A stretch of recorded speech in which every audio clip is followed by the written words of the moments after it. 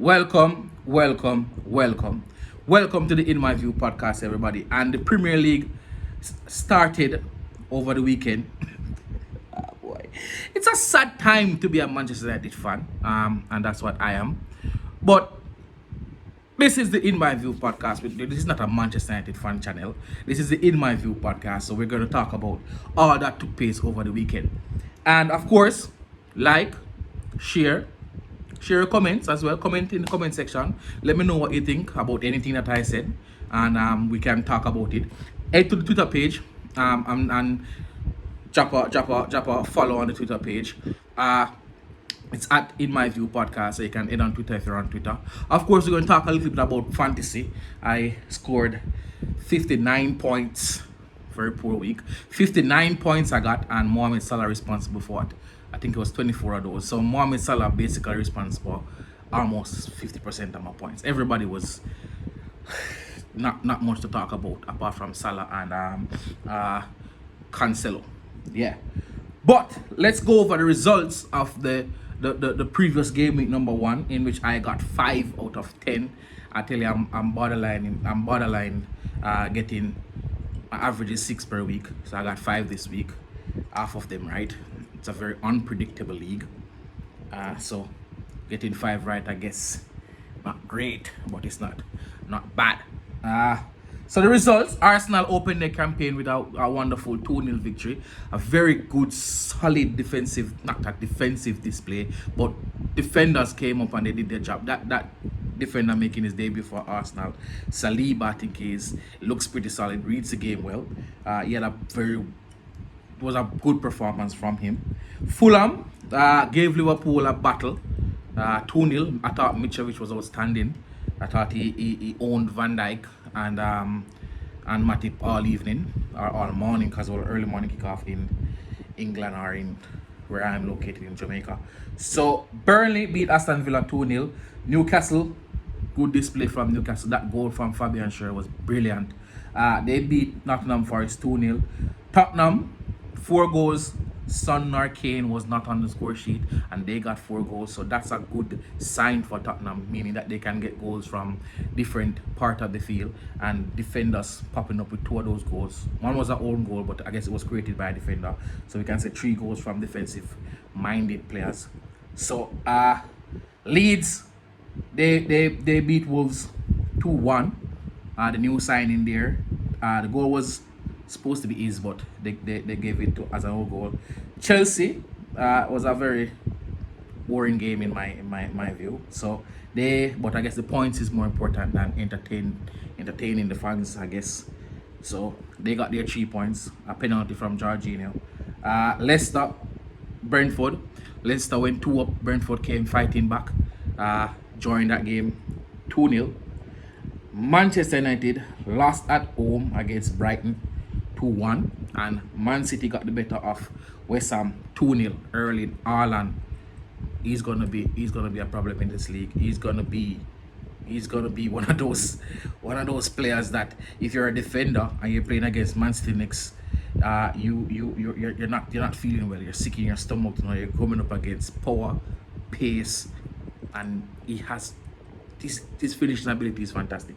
So with all of that being said, all the results, let's get into a few of the games. And the first game I want to get into is Manchester United versus Brighton. Now, normally I would have come out now Manchester United colours. Today I am not. I'm wearing, I guess this is beige, and this is me saying that, listen, I'm really not feeling Manchester United this season. I'm always excited to watch every game, and I will watch every game, but I'm not feeling it. I am not feeling it.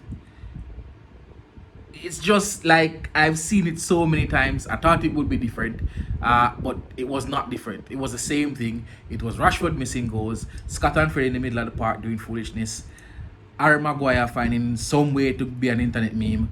It was just the same things over and over and over again. But I want to talk about the performance of the players.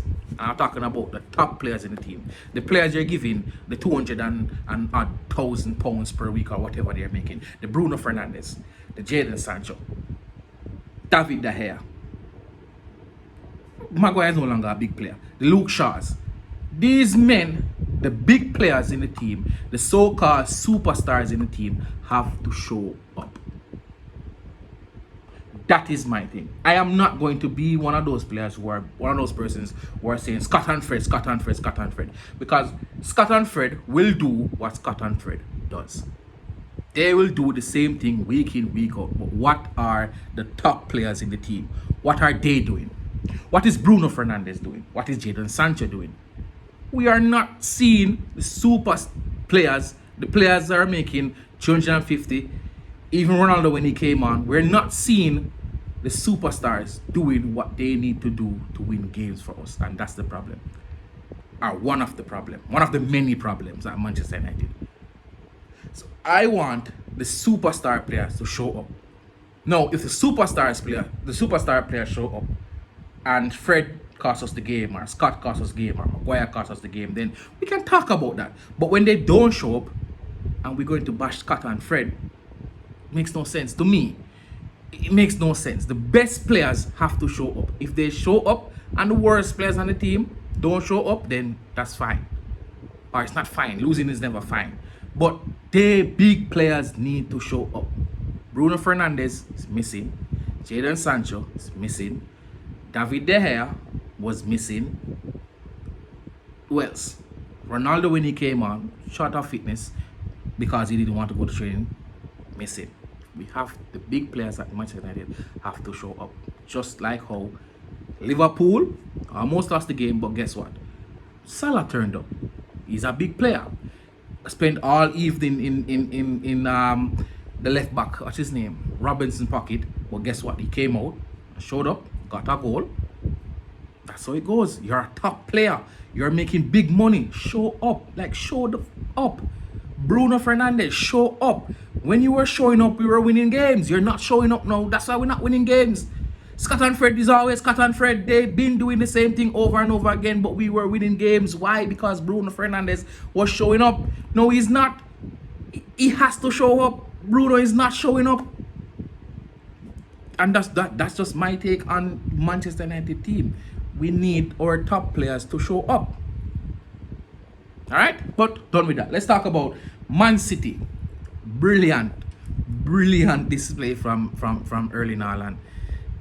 But as I said before, he's gonna terrorize defenders in this league. I don't think any defender are going to have a good time against Erling Haaland. If he has a bad game, I don't think it's because a defender going to lock him down. I just think because maybe the supply wasn't good enough, because his movement is immaculate. You can't track that movement for 90 minutes. There's no tracking Erling Haaland for 90 minutes with that kind of movement. If he continues to play or move the same way I saw him did versus West Ham, if he continues that movement, you can't track that for 90 minutes. I'm sorry, no defender on the planet or group of defenders on the planet can track that man, track those movements for 90 minutes. And then you have Kevin De Bruyne in the middle of the field who will find these passes for him. That pass for the second goal, brilliant. It was the second goal, brilliant pass. So it's going to be difficult for Premier League players to track that movement.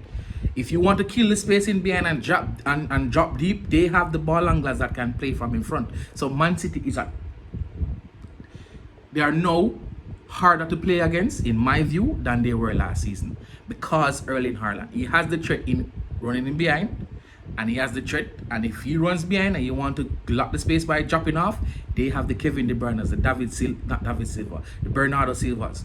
If he stays to play in between the lines, they have Rodri who can shoot from distance. They have Riyad Mahrez who can find the arse face. Phil Foden who can take on players. Mahrez who can take on players. Cancelo who have the eye for a pass. So they have all the tools to hurt teams, and I think that they are a better unit now. Just one game, maybe I'm blowing it out of proportion, but with Haaland, with that movement, they are going to be very, very hard to beat. And I think it's going to be 3 in a row. Maybe just one game, I don't see anybody stopping them for the title. So those were the 2 games I really wanted to talk about. The rest of the games were pretty much a Premier League game. A lot of excitement, good goals, fans on in their thousands, the noise, whatever. Regular Premier League game.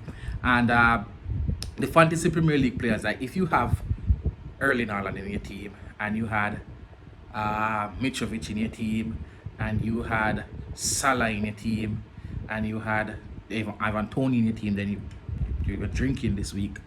So congrats to all the drinkers.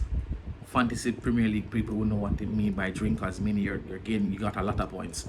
So big up to the persons that are in the Emily's tutoring, in my view, Fantasy Premier League, mini league. At the end of August, at the end of August, if you're in the lead, you will have something to get. So make sure you follow the rules. So that is it for me, or from me, for the In My View podcast, everybody. Thursday we'll have the preview to Game Week 2, where we will be talking about the first big game of the season, Chelsea versus Tottenham. And of course, I will be giving my predictions for the matches coming up this week. And that is it. Share, like, comment, follow us on Twitter, plug in the notification so when I post a video you'll see it, and share, tell a friend to tell a friend to tell a friend. This is the In My View podcast, everybody. Have a blessed evening, morning, night, whatever time you're watching this. Thank you for the watch. Share, like, comment.